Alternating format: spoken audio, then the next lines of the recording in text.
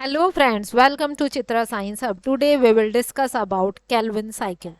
Calvin cycle और kelvin Benson cycle का जो नाम है वो साइंटिस्ट के नाम में पे है, मेल्विन केल्विन और उसके कलीग एंड्रयू बेंसन, जिन्होंने इस मेटाबॉलिक पाथवे के रिएक्शंस की रिवील किया था कि CO2 किस तरह फिक्स होती है। वो रिएक्शंस मेल्विन केल्विन साइंटिस्ट ने दिए थे, तो उन्हीं के नाम पे साइकिल का नाम है केल्विन साइकिल।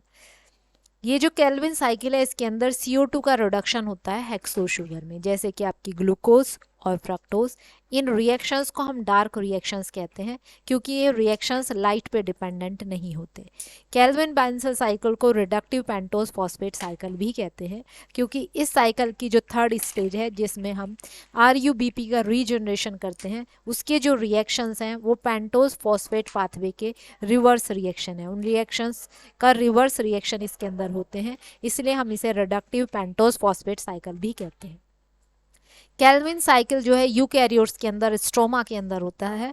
ये हमने ऑर्गेनली दिखाई इधर डायग्राम में देखिए, क्लोरोप्लास्ट की ये दो मेम्ब्रेन है, इसके अंदर सैक लाइक स्ट्रक्चर, इन्हें हम थाइलाकॉइड्स कहते हैं और इस लिक्विड पोर्शन को हम स्ट्रोमा कहते हैं। तो लाइट रिएक्शन थाइलाकॉइड्स में होते हैं और डार्क रिएक्शन स्ट्रोमा में होते हैं। साइनोबैक्टीरिया और बैक्टीरिया के अंदर डार्क रिएक्शंस एक सेल इंक्लूजन के अंदर होते हैं जिसे हम कार्बोक्सिजोम कहते हैं। ये कार्बोक्सिजोम देखिए, प्रिज्म लाइक स्ट्रक्चर जो है ये सेल इंक्लूजन बॉडी है जिन्हें हम कार्बोक्सिजोम कहते हैं। अब CO2 फिक्सेशन के लिए हमें ATP और NADPH की ज़रूरत पड़ती है। ATP और NADPH जो है वो लाइट रिएक्शन में बनते हैं और डार्क रिएक्शन में ये यूज़ होते हैं। केल्विन बेंसन साइकिल को हम 3 फेजेस में डिवाइड करते हैं। पहला है कार्बोक्सिलेशन फेज, दूसरा है रिडक्शन फेज और तीसरा है रीजनरेशन फेज।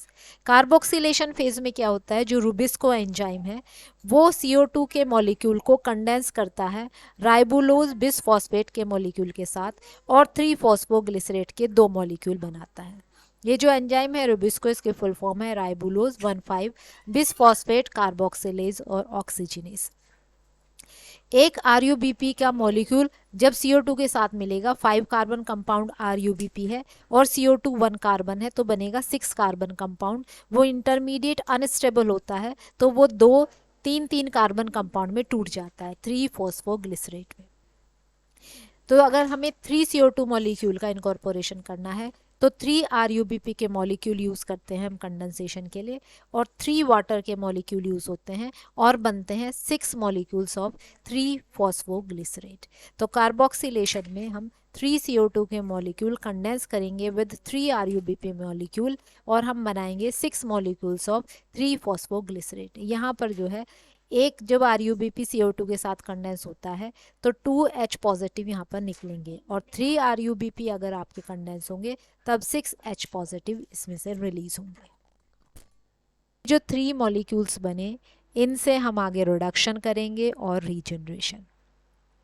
रिडक्शन फेज में क्या होगा, केल्विन साइकिल के जो ये 6 मॉलिक्यूल हैं 3-फॉस्फोग्लिसरेट के, ये पहले रिएक्ट करते हैं विद 6 मॉलिक्यूल्स ऑफ ATP और इधर राइट हैंड साइड पे देखिए बनता है 1,3 बिसफॉस्फोग्लिसरेट। 3-फॉस्फोग्लिसरेट से 1,3 बिसफॉस्फोग्लिसरेट बनता है और फिर इसका रिडक्शन किया जाता है ग्लिसरल्डिहाइड 3-फॉस्फेट में। ये रिएक्शंस जो हैं रिवर्सल हैं, जो आपके ग्लाइकोलाइसिस में ग्लिसरल्डिहाइड 3-फॉस्फेट से 3-फॉस्फोग्लिसरेट बनते हैं, उन 2 रिएक्शंस का रिवर्सल है यहाँ पर 3-फॉस्फोग्लिसरेट से जो है आपके 1,3 बिसफॉस्फोग्लिसरेट बनता है और 1,3 बिसफॉस्फोग्लिसरेट से ग्लिसरल्डिहाइड 3-फॉस्फेट। अब यहाँ पर हमने 6 मॉलिक्यूल से शुरू किया था।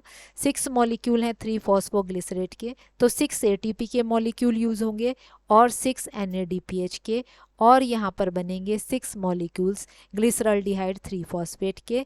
6 ATP ब्रेक डाउन होगी तो 6 ADP और 6 NADPH अपने हाइड्रोजन देने के बाद चेंज हो जाएगी 6 NAD पॉजिटिव प्लस 6 PI यहाँ से रिलीज होगा, क्योंकि यहाँ पर 2 फॉस्फेट है तो 6 निकल जाएंगे और 6 इसके अंदर रह जाएंगे।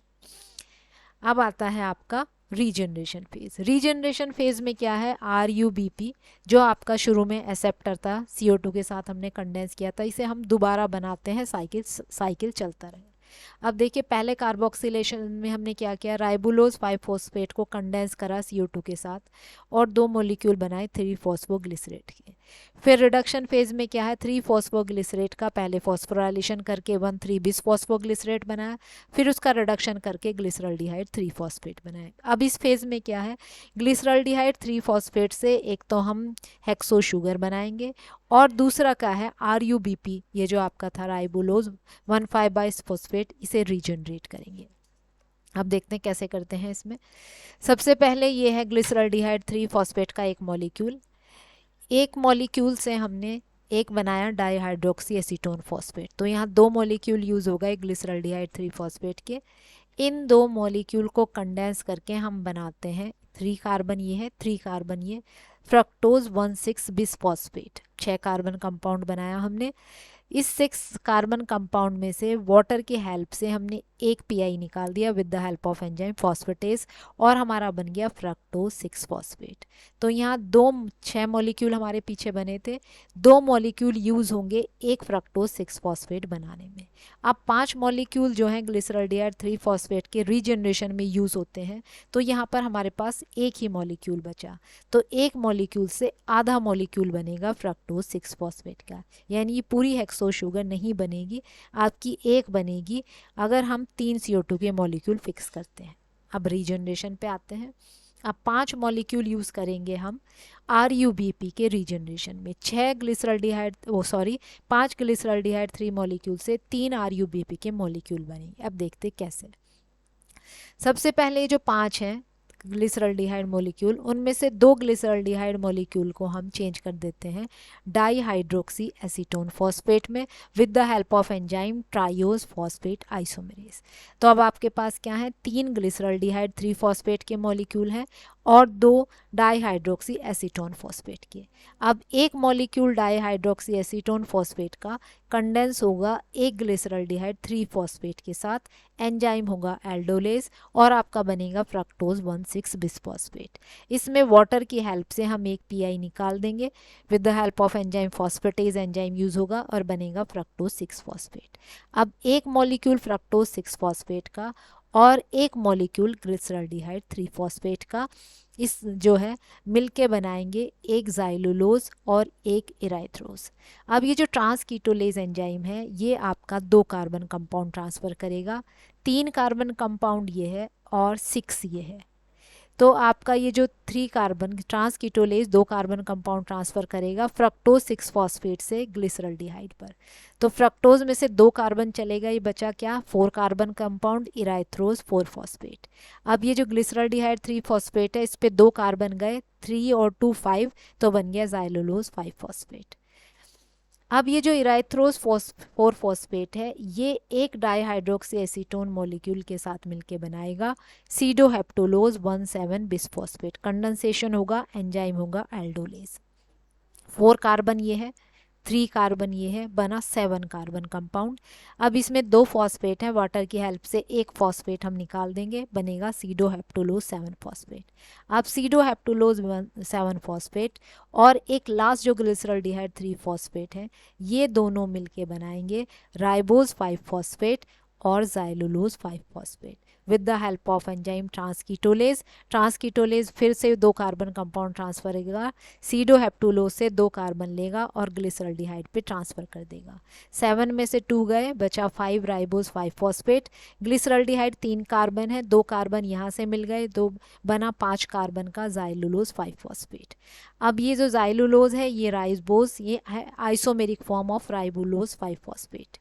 तो यहाँ से एक ज़ाइलुलोज ये, एक ज़ाइलुलोज ये, इन दोनों का हम कन्वर्ट करेंगे राइबोलोज में with the help of enzyme epimerase, और राइबोज 5 फॉस्फेट को with the help of isomerase हम कन्वर्ट कर देंगे राइबोलोज में। तो 3 राइबोलोज 5 फॉस्फेट मिल गए। फिर इनका हम फॉस्फोराइलेशन करेंगे तो 3 ATP के मॉलिक्यूल यूज़ करेंगे और बना देंगे 3 मॉलिक्यूल ऑफ RUBP।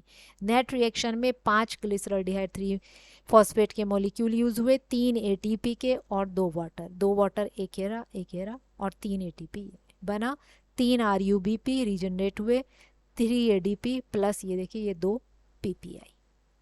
अब ओवरऑल रिएक्शन, ये इसी रिएक्शन की थ्योरी है। अब देखते हैं ओवरऑल रिएक्शन। पहला कार्बोक्सिलेशन में क्या था, 3 RuBP के मॉलिक्यूल कंडेंस हुए 3 CO2 के साथ और मिलके बने थे 6 मॉलिक्यूल 3 फॉस्फोग्लिसरेट के। रिडक्शन में क्या था, हमने 6 मॉलिक्यूल ऑफ 3 फॉस्फोग्लिसरेट से बनाए थे 6 मॉलिक्यूल ऑफ ग्लिसरल्डिहाइड 3 फॉस्फेट, और उसके बाद 6 में से एक मॉलिक्यूल से बनाया था हमने हाफ फ्रक्टोज या ग्लूकोज, दोनों आइसोमेरिक फॉर्म है, और 3 यूज़ करे थे हमने रीजनरेशन में। ये तीनों के रिएक्शन जब हम मर्ज करेंगे तो हमारा 3CO2 plus 6H2O plus 9 ATP, 9 ये है, 6 यहाँ है ATP और 3 यहाँ है, प्लस 6 NADPH को मिला के बनेगा हाफ, आधा फ्रक्टोज 6 फॉस्फेट या ग्लूकोज 6 फॉस्फेट आपका, plus 9 ADP plus 6 NADP positive plus 9 PPI। ये है 3 मॉलिक्यूल के अगर CO2 को फिक्स करते हैं तो आधा हेक्सोज मॉलिक्यूल बनेगा। अगर एक हेक्सोज मॉलिक्यूल बनाना है तो हम पूरी इक्वेशन को 2 से मल्टीप्लाई कर देंगे, तो यहाँ पर 6 CO2 के मॉलिक्यूल अगर हमें फिक्स करने हैं तो 18 ATP और 12 NADPH मॉलिक्यूल यूज़ होते हैं।